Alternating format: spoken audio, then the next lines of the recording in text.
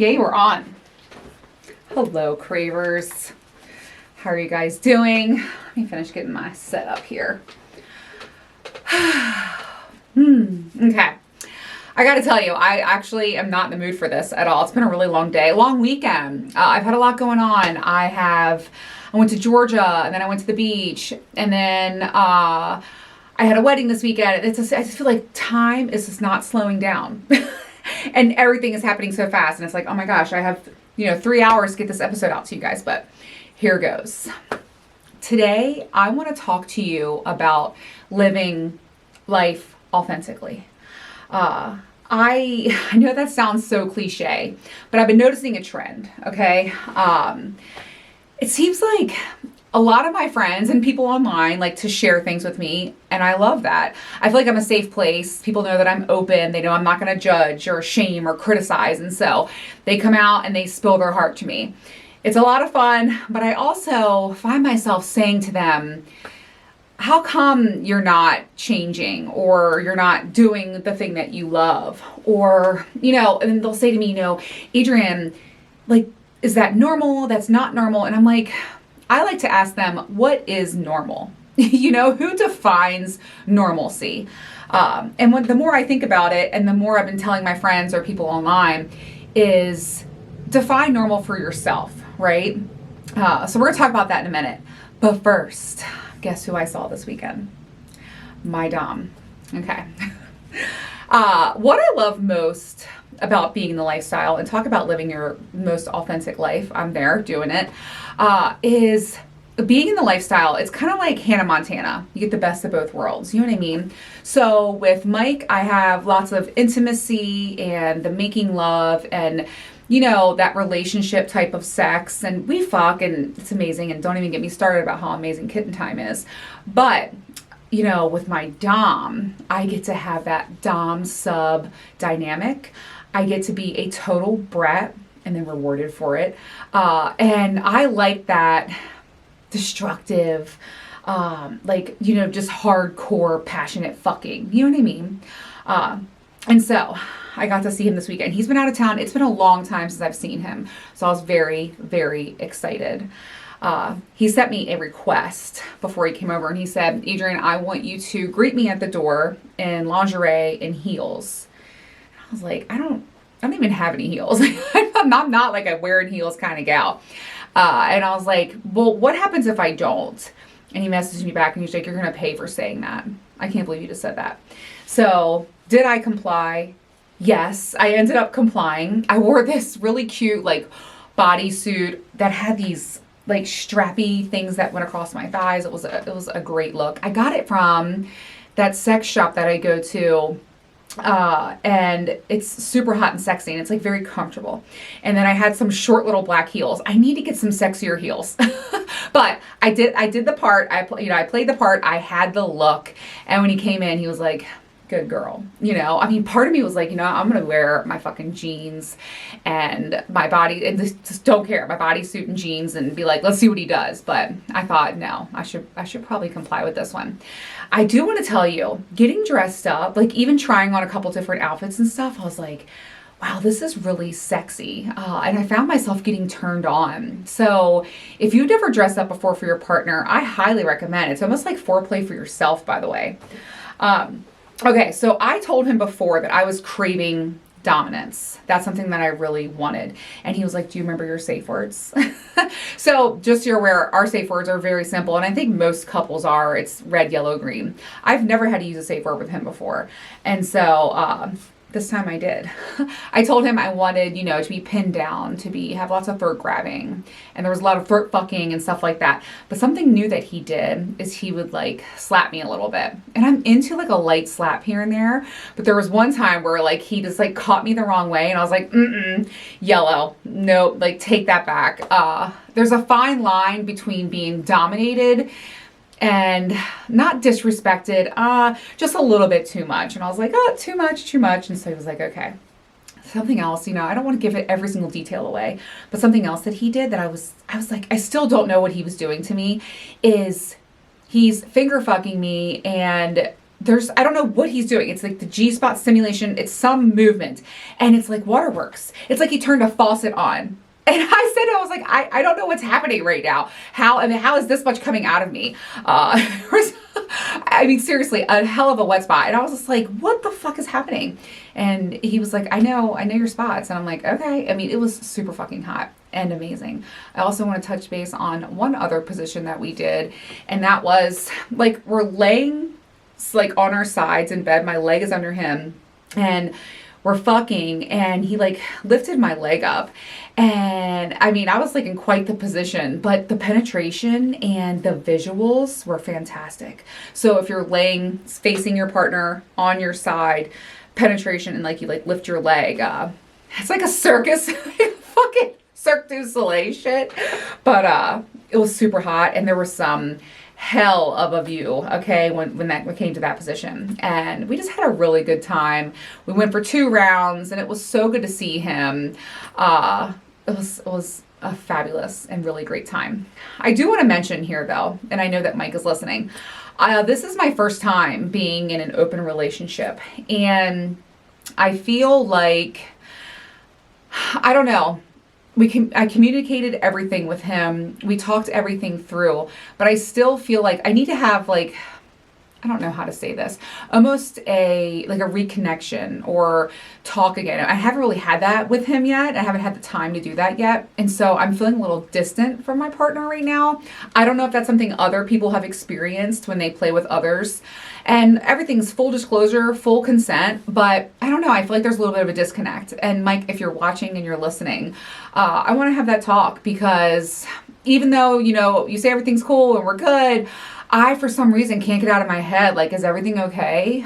This is new for me, and I think it's probably normal for people that are in open relationships to have this. So I need to have that, aftercare, if you will, okay? So I just want, I like to keep it real, and not everything is glam and, rainbows and butterflies. I'm feeling a little disconnected from Mike right now, and I need to work on that and have those conversations. And so I just want to speak about that because it's all part of this.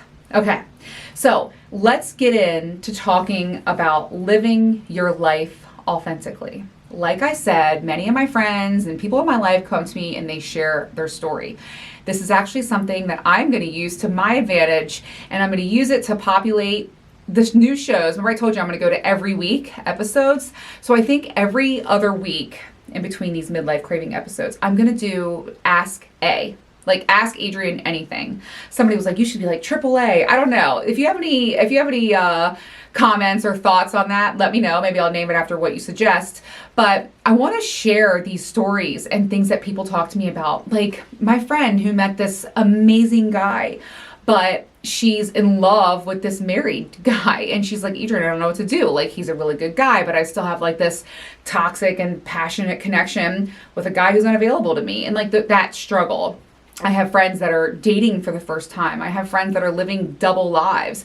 And all of these different stories, I think people don't talk about or share, and I get it, but maybe I can touch on them a little bit, give some advice, and you can just know that you're not alone, okay?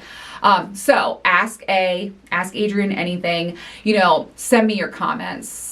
Comment below or send me a DM, or you can go to my website, midlifecraving.com. I'm going to put like a little entry area where you can submit a story or share something with me or ask me anything, and I'm going to share them on every other episode. So I'm going to see you next Tuesday.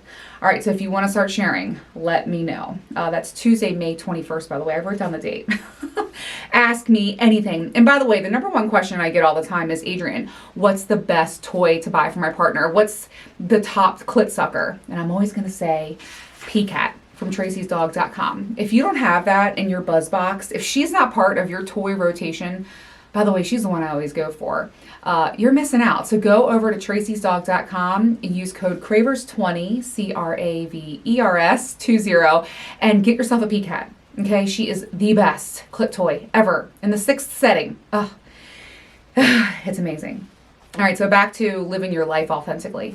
I can honestly say that I have not done that until I was about the age of 40. I lived in constant shame and fear of what others would think of me if I said certain things. Like, I've shared the story many times with Prince Charming, and I said I wanted a sex swing for Christmas, and he was like, ew, you're gross, I was ashamed of my thoughts and desires and needs, and something just struck. And I think that's a very midlife thing too, where I was like, fuck that. I'm not going to be ashamed. I'm not going to be... it was almost like I was so uncomfortable trying to be someone I wasn't that I couldn't take it anymore, and I had to be authentic. And so let's talk about that, because although it's not easy, and in many different ways you can step outside of your shell and really grow or explore something that you want to. And I know it may not be easy, especially because it's uncomfortable. You've never done it before, and it may feel like a fish out of water feeling. All of it is worth it, and it is the most liberating thing in the world.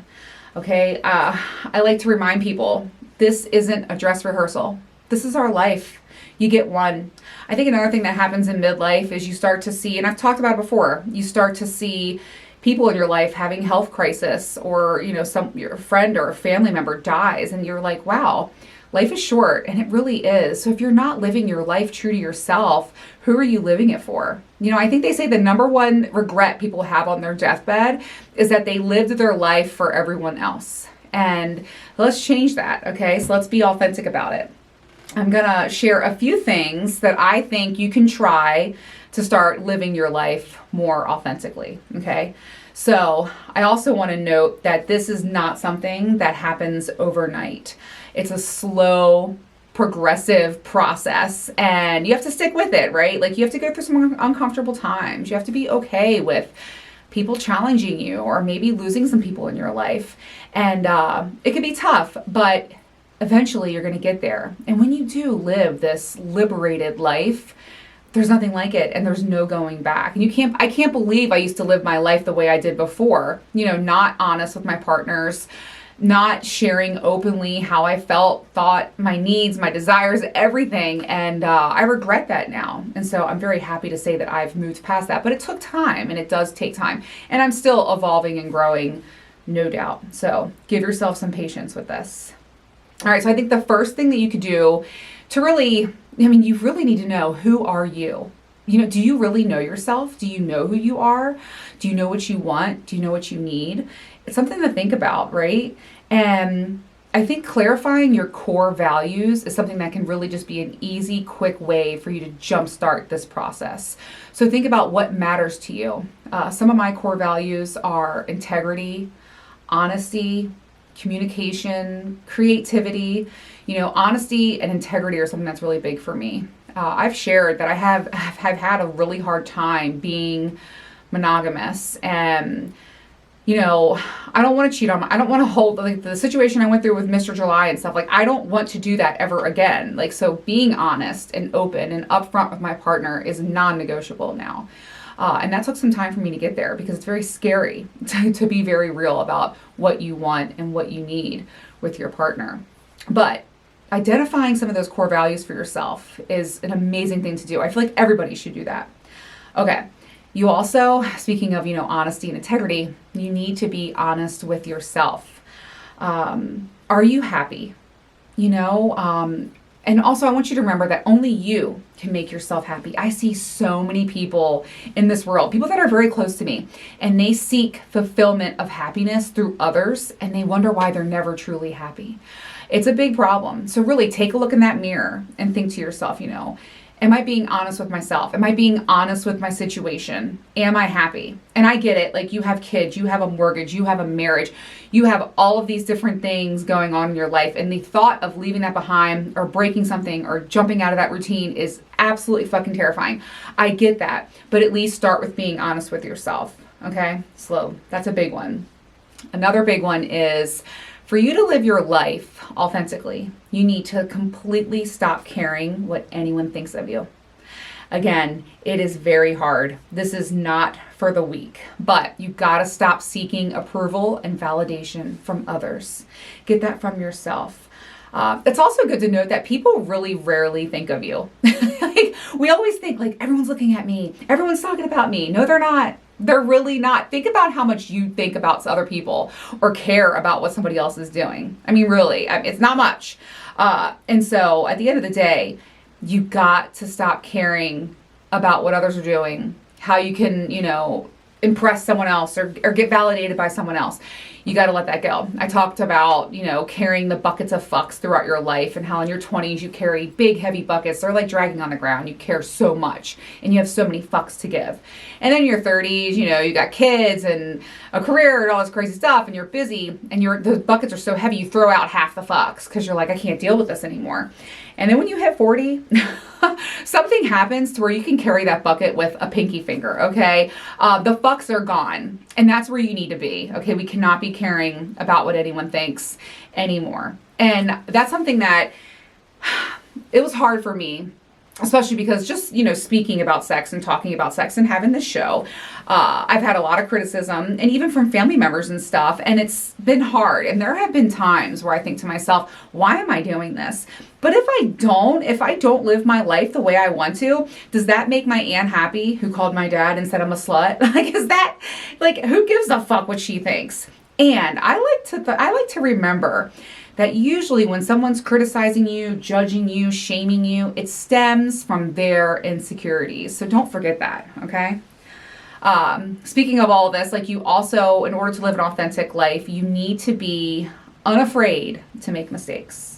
You will make them. I have made many. But I will say the only failure to me in my eyes is not trying. You'll always pivot. You'll always change your route. You'll reroute the future and go from there. And I truly believe, what's meant to be will be for you. But don't be afraid to fail. It's probably going to happen. So give yourself some grace as you follow this journey on finding your authenticity. I'm not saying that ever again. Authentically living your life. There we go. Oh my God. Okay. Another one. Be prepared to lose some things in your life in order to make room for the new one that you're building, right? This is a big thing. When I started my show and I started openly sharing my journey, people had a lot to say about it. There was a lot of issues. I lost friends. I lost some family members. I mean, there's definitely been some things that have been really hard. But you know what? At the end of the day, I'm living my life for me. I am not going to be on my deathbed saying, well, I wish I would have or could have or should have. No. I did. And, I'm just going to remind you again, this isn't a dress rehearsal, guys. This is it. When I see my friends who are struggling in relationships or they're really stuck in a situation that they desperately need to get out of, I like to remind them of that. Hey, change is okay. I know change is hard, but if I'm being honest, in life, change is truly the only constant. And so embrace it and see where life takes you. Okay. But be prepared. A lot of stuff will change as you journey on. And listen, it could be anything. You could decide you want to start a podcast, or you can decide that you want to leave your marriage, or you want to seek, a new location or a totally new career, or go back to school, whatever it may be. You have to lose a little bit of your old life in order to make room for your new one. So don't forget that. Okay. Living an authentic life is amazing, but it can be tough. So remember, you have to be brave and you got to be patient. Patience is something I'm definitely working on. But one thing is for sure, you will never regret it, okay? Life really begins when you stop trying to keep up with the society's conforming norms, all right? So don't forget that. I just want to say too, living life authentically means your thoughts, words, and actions are completely aligned. So, follow that order. And I feel like I'm really rushing here, but I got to get this shit going. Remember, if you want to share with me or ask me anything, go over to my website, midlifecraving.com, or send me a DM over on Instagram at midlifecraving. And I'm going to be dedicating every other episode to you and answering them. So hit me up and let me know. I'm going to see you next Tuesday. For sure this time. I know I said that last time, but for real this time. And if you're watching on YouTube, please subscribe, comment. I love to hear from you guys, and I'm watching all the comments and seeing everything. So I'm going to go. I got to get this edited and out of here by midnight. Shit. Oh, it's good to see you guys. But for real, I see a lot of you watching, and I'm like, subscribe. Those numbers really matter for me. So please do that. Mwah.